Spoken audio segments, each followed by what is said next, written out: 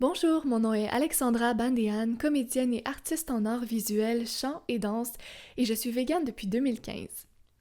Il me fait grand plaisir de vous accueillir à cette vidéo du Festival Vegan de Montréal 2020 présentée par Nafsika. La vidéo qui suit met en vedette Catherine Gagnieux dans une conférence intitulée « Sain et safe pour la dignité des animaux de ferme ». Situé à Ponton en Estrie, le sanctuaire SAFE contribue à sauver et réhabiliter les animaux de ferme depuis 2016, d'où l'acronyme SAFE, S-A-F-E, Sanctuaire pour animaux de ferme de l'Estrie. Leur mission inclut aussi la sensibilisation au sort des animaux de la ferme dans l'industrie alimentaire, la conscientisation de l'impact de choix et faire comprendre que les animaux de ferme sont des êtres sensibles, dignes de respect. Laissons Catherine, la fondatrice, vous faire une visite guidée et vous en dire plus. Si vous appréciez les vidéos du Festival Vegan de Montréal 2020, vous pouvez faire une contribution volontaire sous la forme d'un don via notre site web festivalvegandemontréal.com. Le festival est un organisme à but non lucratif qui fonctionne avec des bénévoles et le contenu que vous allez visionner est gratuit grâce à leur implication et à celle de nos commanditaires. Je vous souhaite un bon visionnement et une excellente journée.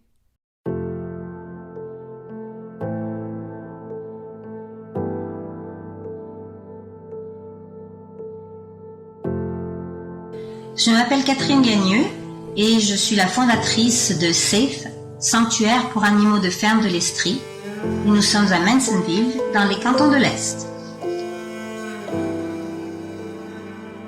Alors nous avons aujourd'hui à SAFE une cinquantaine d'animaux. Nous avons grandi assez rapidement et encore nous pourrions avoir, je dirais, le quadruple de ces animaux car nous avons des requêtes tous les jours, et je dis bien tous les jours, pour prendre des animaux et leur offrir asile. Malheureusement, nous ne pouvons pas les sauver tous, mais nous avons en ce moment donc des cochons, des vaches, veaux, taureaux, des poneys, des oies, une pintade, des poules et coqs, un bouc que tout le monde connaît, des chèvres et brebis, et chats et chiens. Je dois dire que j'ai toujours aimé les animaux. J'ai toujours eu la passion des animaux. Je pense que je l'ai hérité de mon grand-père. Quand j'étais petite fille, on ramassait les petits oiseaux qui tombaient des arbres, on leur donnait à manger. Mon rêve, c'était d'aller en Afrique pour sauver les grands chats d'Afrique. Mais ça ne s'est pas passé comme ça, la vie a eu d'autres intentions pour moi. On est au Canada, donc il n'y a pas vraiment de grands chats. J'ai des fois de la difficulté à savoir quand l'idée de créer un sanctuaire est venue vraiment. Je crois que ça a été une série d'événements très personnels en fait. Un éveil à tout ce qui se passait avec les animaux de ferme. J'ai eu la chance d'être acceptée pour une conférence sur le sanctuaire par Farm Sanctuary dans l'État de New York, qui est un des premiers sanctuaires aux États-Unis. Je suis aussi tombée sur un livre qui s'appelle Gentle Barn, qui est l'histoire d'une femme aux États-Unis qui a débuté un sanctuaire sur un demi-acre de terrain sur sa maison. Et elle a commencé en sauvant une chèvre et a maintenant 3 des plus grands sanctuaires aux États-Unis. Elle m'avait vraiment inspirée et j'ai aussi appris en faisant toutes ces recherches que dans le monde des animaux de ferme, qu'il n'y avait pas de loi. Il n'y a pas de règles, il n'y a pas de route à suivre. À un moment donné, j'ai même eu un petit doute en disant « Mais pour qui te prends-tu, toi, pour penser que tu peux sauver les animaux de ferme sans expérience quelconque ?»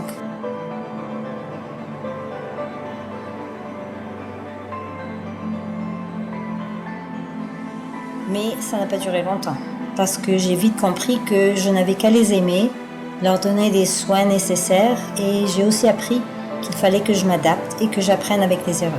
On apprend de ces erreurs.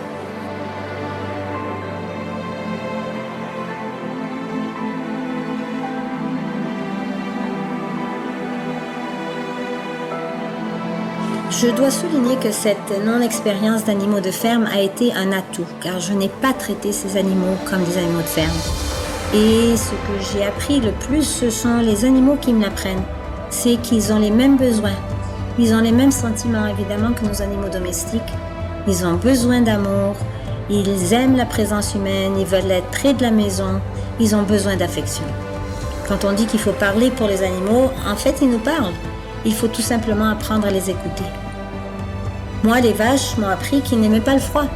J'ouvrais la porte de la grange au froid, à la neige, au vent et ils faisaient demi-tour. Il y a beaucoup d'idées préconçues qu'on a sur les animaux qui sont complètement détruites en vivant avec eux et en découvrant qui ils sont, en apprenant ce dont ils ont besoin. Il faut mettre ces idées préconçues et ces idées qui viennent des industries de côté et réapprendre à voir la vérité et les choses telles qu'elles sont vraiment.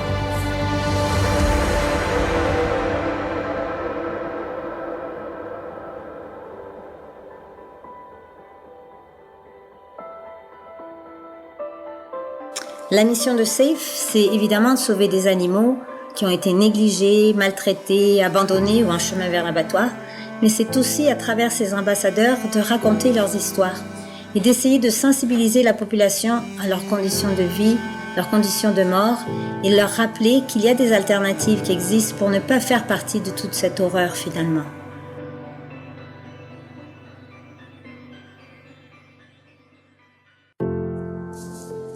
Il est évident qu'en 2020, à presque 8 milliards d'habitants sur la Terre, qu'on ne peut plus fermer les yeux et répéter aveuglément « c'est mon choix, c'est ma vie ». On doit se responsabiliser et on doit savoir que chaque geste a un impact non seulement sur la vie de ces animaux, mais aussi sur le futur très proche de notre planète. Ne croyez pas que ce sont seulement les fermiers qui sont coupables ou ceux qui travaillent dans les abattoirs qui sont responsables de la souffrance des animaux. En fait, à chaque fois qu'on ouvre son porte-monnaie pour acheter des produits animaliers, que ce soit de la viande ou des produits laitiers, nous sommes directement responsables de ce qui se passe dans les abattoirs, dans les encans et dans les fermes. Ces animaux sont traités comme des objets mis sur la terre pour nous servir. C'est une idée qui est dépassée, c'est une idée qu'il faut mettre de côté et repenser complètement. Nos 3 premiers résidents ont été 3 cochons industriels qui sont arrivés en mai 2017. Ils s'étaient échappés du camion qui les amenait vers l'abattoir et ont été en cavale plus d'1 mois dans la campagne avant qu'ils soient récupérés par le refuge RR qui nous a ensuite demandé de les accueillir. Ce n'étaient pas des 3 petits cochons, mais 3 vraiment gros cochons de plus de 500 livres chacun. Les autres cochons sont des cochons qui viennent de l'industrie porcine. Ils arrivent avec la queue coupée, les poumons brûlés par l'acide urique, donc qui ont vécu dans des conditions assez pénibles et qui ont été retrouvés, récupérés sur les bords de route ou autres.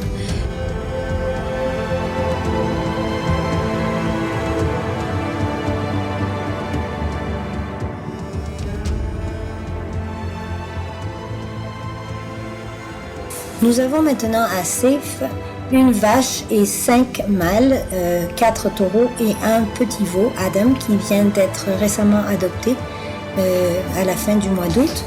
Ce qui est assez typique des sanctuaires, car pour l'industrie laitière, les mâles sont considérés comme des produits inutilisables, des produits sans valeur, et sont souvent tués à la naissance ou envoyés à l'abattoir pour devenir viande de veau ou sur des fermes de croissance pour devenir viande de bœuf.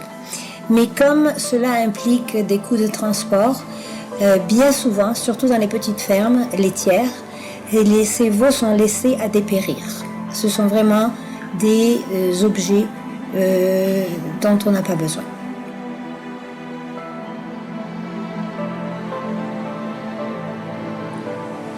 Calvin est notre plus vieux taureau. Il est arrivé en juillet 2018, à maintenant 3 ans. Il pèse environ 2000 livres et a encore 1 an pour grandir un petit peu. C'est un taureau qui est arrivé, un veau plutôt à l'époque, qui est arrivé d'une ferme laitière et où il a perdu sa mère à la fièvre du lait, qui est une maladie assez commune chez les vaches qui ont eu trop de bébés et ont été traits pendant très longtemps. Et Calvin a été élevé au biberon, a été élevé avec les chiens du sanctuaire et pendant très longtemps se prenait pour un chien. Il se promenait avec nous se tenait sur le bord de la porte, sur les coussins, voulait entrer dans la maison comme eux. Et tant et si bien que nous avons pensé qu'il serait essentiel d'avoir un autre veau pour lui tenir compagnie au lieu d'avoir la compagnie des chiens qui un jour deviendrait plus petit que lui.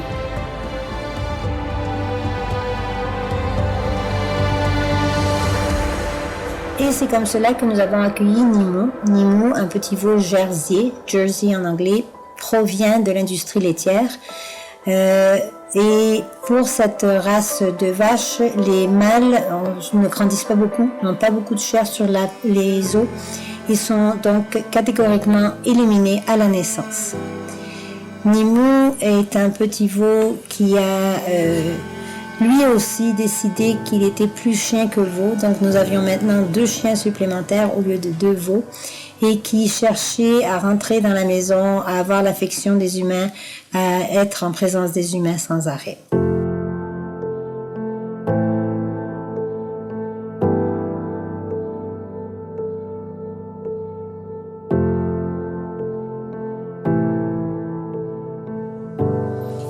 Belly, notre vache, provient elle aussi de l'industrie laitière et est arrivée en septembre 2018. Elle était considérée comme infertile par son fermier. Et évidemment, une vache infertile est une vache qui n'a aucune utilité. Elle devait être envoyée à l'abattoir. La jeune fille qui s'en occupait, quand elle a su qu'elle devait être éliminée elle aussi, a demandé de l'aide du réfrigéraire pour essayer de lui sauver la vie. Et c'est comme ça que Belly est arrivée à Safe. Avec une petite surprise, elle avait été inséminée par erreur avant son départ et quand elle est arrivée à Safe, nous avons appris quelques mois plus tard qu'elle était enceinte.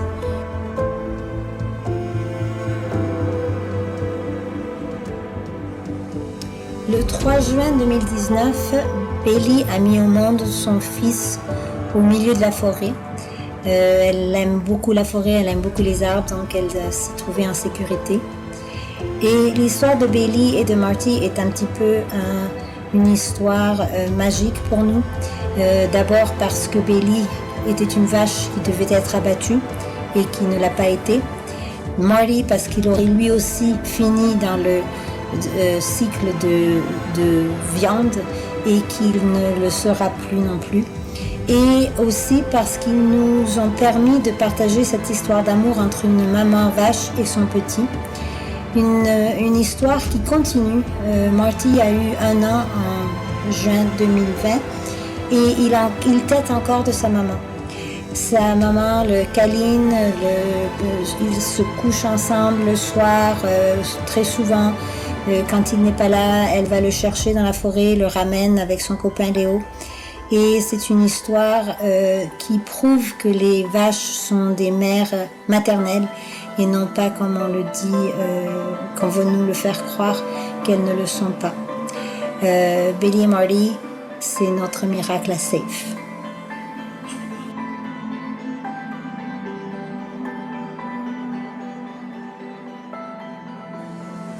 Un mois avant la naissance de Marty, nous avions adopté un petit veau Holstein qui lui aussi venait de l'industrie laitière et qui nous est arrivé avec les poils, la peau à vif. Il n'avait plus de poils, seulement la peau rouge vif sur les pattes, sur l'abdomen et sur le ventre.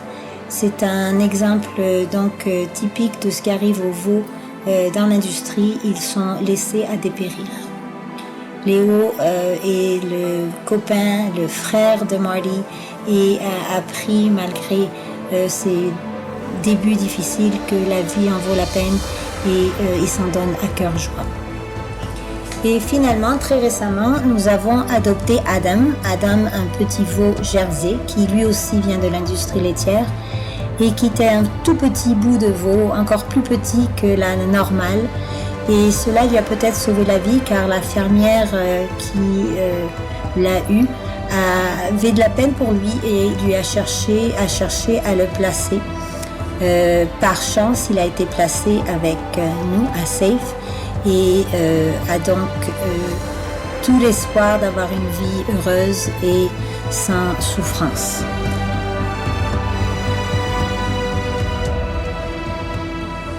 Dans notre famille de chèvres, nous avons un bouc extraordinaire qui se nomme Philippe. Philippe a une intelligence profonde, une logique, une suite dans les idées qui surprend. C'est un être aussi qui donne énormément d'affection, autant qu'il demande d'attention. C'est notre mascotte, c'est notre Philippe. Et il devait être sacrifié pour un rite religieux, mais a été sauvé in extremis par une bonne âme qui nous l'a ensuite amené à Safe.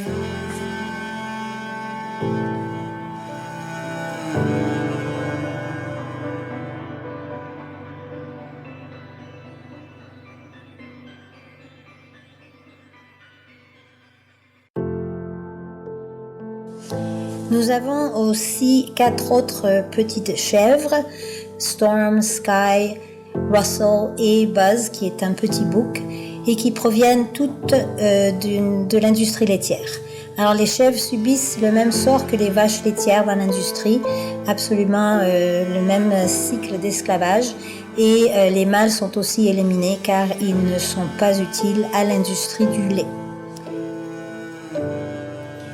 Jeanne est notre brebis qui fait partie de la famille des chèvres parce qu'elle est arrivée en même temps qu'elle et les considère vraiment comme les membres de sa famille. Jeanne est une âme douce, pleine d'amour, mais aussi encore très craintive des humains.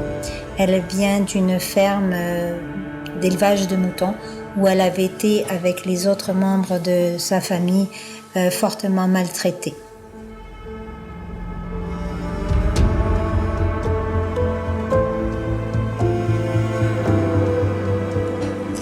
Nous avons aussi 3 oies, Samson, un jarre qui passe sa vie sur l'étang bien tranquillement et en solitaire, et 2 femelles, Daphné et Delilah, qui elles ont choisi de rester près de nous et de passer leur vie dans une petite pataugeoire qu'elles préfèrent à l'étang. Les oies sont élevées pour le pâté de foie gras, leur viande et bien sûr le duvet et les plumes. Alors, nous avons aussi une grande famille de poules et coqs. Et nous avons une situation qui a explosé car nous avons commencé avec Gilbert, notre petit coq qui a un caractère extraordinaire. Il mène tout le monde, il est le plus petit mais c'est lui le chef. Et nous avons maintenant 16 poules et coqs dont 9 coqs. Évidemment, les coqs sont des animaux, encore une fois, qui dans l'industrie de la ponte ne sont pas utiles et sont donc normalement éliminés et pour lesquels nous avons des demandes sans arrêt.